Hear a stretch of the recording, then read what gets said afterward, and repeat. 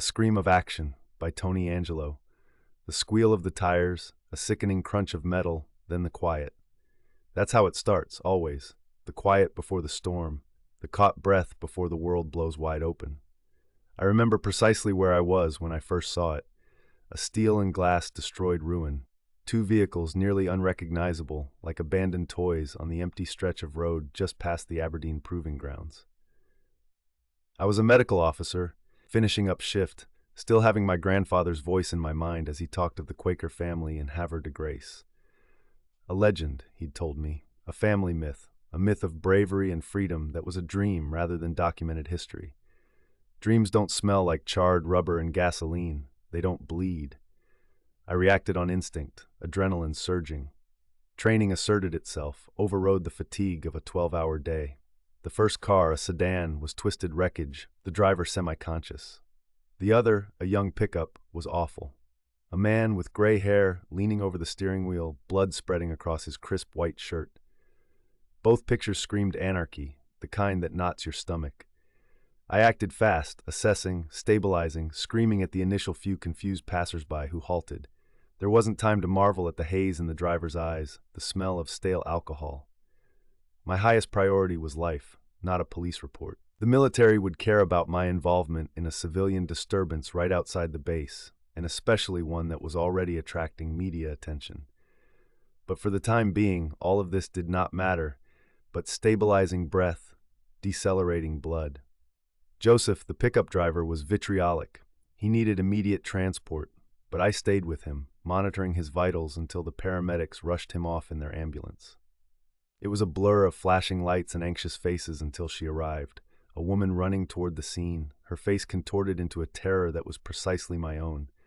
"My father, Joseph Seaman," she gasped out, her voice raw. Seaman, Havre de Grace. That was when the world tilted. Havre de Grace. The names echoed in my mind, a ghost of my grandfather's stories. I felt a shiver of fear, an eerie coincidence that didn't make sense. It was no longer an accident. It was turning into a hinge point in time. At the hospital, after Joseph stabilized and was in surgery, I was drawn to his daughter, Janet. She looked like a wreck, even in her early 40s. Her eyes held a haunted look, the kind I'd seen in people who'd faced too many trials alone.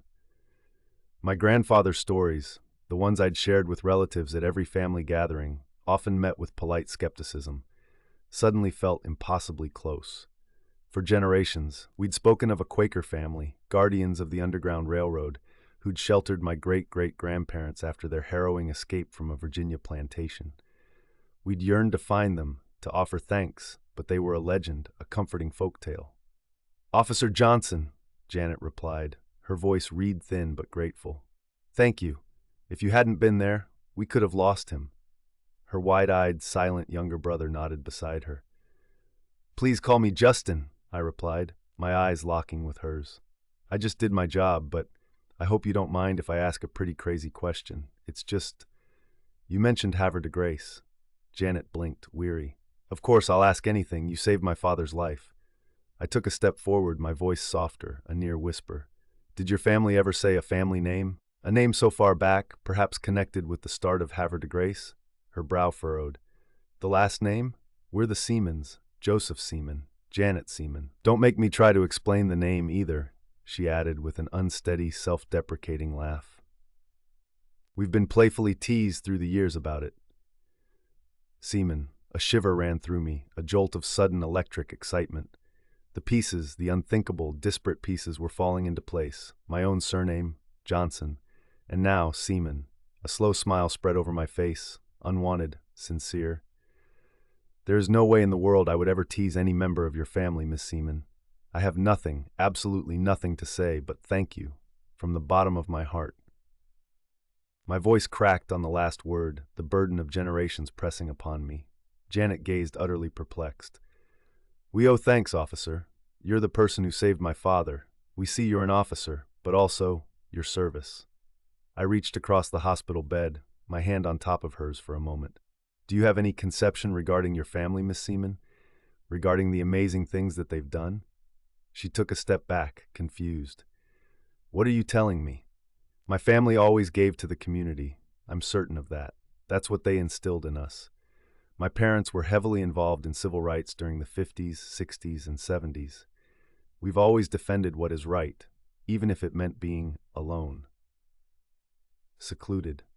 That word, too, reverberated through the stories. I took a deep breath. It's much more than that, Janet. Did they ever tell you about the Underground Railroad? They actually sheltered individuals in their own home. I wonder how the neighbors responded. Her eyes widened, a look of something new, something ancient, dawning in them. As long as I can remember, our family was more isolationist. We didn't have people over very much. And there are a few secret rooms in the basement. They're locked. I don't know where they go or what's in them. Her voice trailed off, a dawning sense breaking on her face. My heart was thudding against my rib cage. This was it. The legend, the folklore, was real and occurring before my very eyes. Janet, I cried out, my voice breathless, I would adore to search with you. I believe your family helped my family, fleeing from a plantation in Virginia under slavery. She gazed at me, then a gradual, wondering smile spread over her face, dispelling some of the tiredness. We would love that, Justin, to share that with you. It's unbelievable, but it may explain a great deal of things. The past, the crushing, unspoken weight, felt suddenly lighter, full of possibility. The following morning, Janet phoned me. Her father, Joseph, was back home, frail but recovering. He'd overheard our conversation, and he wished to thank me, and beyond that, he wished to discuss. He sounded astonishingly energized, a flash of vitality that discounted his wounds. He'd scoured the beach line, and his own father had discussed secret interests to the house, but he'd never uncovered them. The concept of this shared past, of a common history, had seemed the strongest medicine he'd ever been given. I drove to Havre de Grace that day, the chill autumn air, cold and biting. The Seaman house sat solidly on a quiet street, an old lady with peeling paint but strong bones facing out upon the water. It looked like 100 other Maryland historic homes, but now I saw it differently. I saw it as a fortress, a refuge, a silent witness to bravery. Joseph, still bandaged and bruised, welcomed me to the door with Janet. His hands continued to shake a little, a legacy of the accident, and I suspected, a tremor even deeper in years of unspoken worry. My grandfather's recollection of the Quakers' quiet strength came to mind. Now, looking at Joseph, I understood the unsaid burden they carried, struggling to keep up a heritage as the world outside changed about them, risked devouring them. His wife had abandoned the family years earlier, finding she could not afford to continue the ancestral homestead, and thus Joseph and Janet clung to the threads of its frayed exterior. Both had weathered the subsequent years with a tacit understanding of the sacrifices they were making. Joseph with a secret drinking problem he fought to contain. Janet a wreck loose by the abandonment. Her fierce commitment to her father born of an underlying fear of loneliness. "Officer Johnson, Justin," Joseph said to him, his voice raw but firm, his eyes warm. "Thank you. You saved my life." "Joseph, nice to meet you," I replied, extending my hand and receiving the unexpected firmness of it. "Janet told me a little bit about your family, mine. I believe they're related." His eyes clouded for an instant, and a deep sadness temporarily masked his features. My dad, he would talk of the house, of secrets, things he couldn't find, said the foundation was laid on something other than stones. But I never believed it could ever be true, not after all these years of hunting. Just stories we told ourselves so that the struggle would be worthwhile. The struggle, I learned, was keeping hold of this house, this unspoken inheritance, with the very real possibility of financial ruin hanging over our heads. We started in the basement, a dark, uncompleted room with exposed beams and a smell of mud and oldness. Janet pointed to the locked doors, heavy, solid oak, unlike anything else in the house, but too obvious. My grandfather's stories were of cleverness, of secret paths, not secret locks. We searched for hours, our flashlights cutting through the night, tracing fingers over walls, tapping on floorboards. Joseph, despite his injuries, was unyielding, his passion alive. Janet watched us, her initial reserve slowly giving way to a wide-eyed, childlike optimism. I remembered my grandfather's tales of his own family, the fear in their eyes, the hope in their hearts as they escaped. I could sense their presence in the old abandoned house. Under the front staircase, the wood felt off, a faint give to pressure. It was slight, almost imperceptible. I pressed harder, following the molding with the heel of my hand, searching for a seam, the merest line where wood met wood in an unwood-like way. Then my fingertips brushed against the end of a tiny, delicate catch, concealed beautifully as a part of the molded trim. I poked it. With a soft thud that reverberated like a clap of thunder in the quiet house, a section of the wall about 3 feet wide and 6 feet tall creaked inward. Dust motes danced in the beam from our flashlights, illuminating a narrow, dark passageway. It was an offshoot room, small and cluttered, with the scent of aged paper and forgotten time. There was a simple wooden desk in the center of it, and on that a leather-bound journal. Joseph gasped a raw, strangled breath, and Janet's hand flew to her mouth. We stepped in, our hearts beating a pace that seemed echoed within the small room. I took up the ledger, my hands trembling. Old, yellowed pages full of fine, faded script. Names, dates, places. Over 500 names. Every one a life, a journey, a strand of hope. My fingers touched the words, a silent prayer for them all. Some were illustrated with tiny pictures, symbols for hidden paths, coded messages to the illiterate. And then I saw it. An entry dated 1859. Solomon Johnson, Eliza Johnson, and infant Sarah, from Richmond, VA. Passage secured via shoreline access, north to Pennsylvania. My great-great-grandparents. Tears pricked at the corners of my eyes. This wasn't legend, this was reality. This was their sacrifice, their courage, looking back at me through the yellowed pages.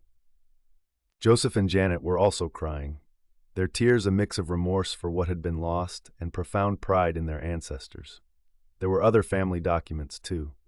Faded letters, a carefully charted family tree tracing the seaman line centuries ago, showing the Quaker ancestry, their ceaseless commitment to justice. My family were educated in the North, I had difficulty saying, my throat full of emotion. They were teachers, doctors, lawyers, successful, for generations, because of your family, because of the Seamans. Janet, her face streaked with tears, embraced me, a fierce and frantic hug that reflected our shared pain and new hope. Joseph, too, extended his hand, taking my shoulder, his eyes shining with gratitude that no words could possibly convey. The abandonment issues that had plagued Janet, the financial fears that had pushed Joseph to despair, seemed to momentarily recede before this intense bond. And then Joseph's vague memory of secret interests to the house snapped. We returned to the basement, to the heavy, locked doors. Now, in the light of finding the secret room and the ledger, we found the hidden mechanisms, cleverly disguised levers and sliding bolts. One by one, the doors creaked open, revealing to us narrow, curving tunnels dug into the earth, opening not to additional secret rooms, but out. A bridge led to a dusty entrance, hidden behind a dense thicket of holly bushes in the abandoned yard. Another, braver and more cunning, fell down to the water, bursting out under the seaman's rotting private wharf. It was a marvel of clandestine engineering, allowing people to arrive and depart by boat, unseen, unheard, directly from the network of waterways that defined Havre de Grace. The strategic worth of the location, at the entrance of the Susquehanna River, was suddenly starkly apparent. So was the risk. How many hair-raising near accidents had been encountered through these dark, cramped passages? I knew I couldn't possibly keep it to myself. My sister, Annie, a researcher, a historian who had tread our family's footsteps with great attention to detail, but even she had dismissed the Quaker family as legend. This information would turn everything on its head. Could the rest of my family come over? I turned to Joseph, then Janet. To see this? To meet you? They nodded, their faces shining with a new mission. My larger family came a few days later to the Seaman house. Annie, who had been skeptical, stepped into the hidden room, read the ledger, and dissolved in tears. She traced the names with her fingers, her historian's mind running wild with the implications, the irrefutable proof. My dead grandfather would have bawled with joy. As my family gasped over the ledger, I watched Joseph and Janet. The house itself, though proud, bore its age. The worn furniture, the duct-taped ceiling, the quiet desperation in their eyes I had come to recognize. The fight to keep this legacy had been paid in a high personal cost. Joseph's secret drinking, out of shame at not being able to ensure his family's future in the house, had almost killed him. Janet's wreck-loose spirit, her fear of loss, was so deep-seated in economic instability and abandonment by her mother. This house was everything they possessed. Practical Annie was already running some calculations. This house, this heritage, it needs to be saved. There are grants, historical landmark status, periodic grants for maintenance. She got her cell phone out, already dialing. The process had been agonizing, long, and form-filled, but with Annie's information and the indubitable energy of discovery, it came to be. A recurring $250,000 grant was awarded to the Seaman family, not just to preserve their heritage home, but to open it from time to time, to tours, to share the hidden truths it held. The Seamans, once cut off, were now connected to a broader world, their misery finally recognized. They could not repay me and my family adequately, but the thankfulness was reciprocated, part of the texture of our shared past. Joseph, free of the crushing burden of economic stress, began the protracted work of recovery, his hidden agonies gradually fading. Janet, with direction and significance, her fear of rejection progressively displaced by a sense of belonging. Their home, the house, was no longer a testament to their isolated struggle, but a beacon of hope and testament to an enduring legacy. The brass within the military continued to view my role in the accident with a combination of confusion and diplomatic public praise. The media had hyped the crash, though the muted conditions of the states of the drivers remained unreported, due to my initial priority of saving lives. But that didn't concern me. What concerned me was the weight of that ledger, the 500 names, and the strong, enduring connection that had been formed between two families, a connection once thought to be nothing more than small-town legend, but now standing unbreakable and true in the history-soaked heart of Havre de Grace.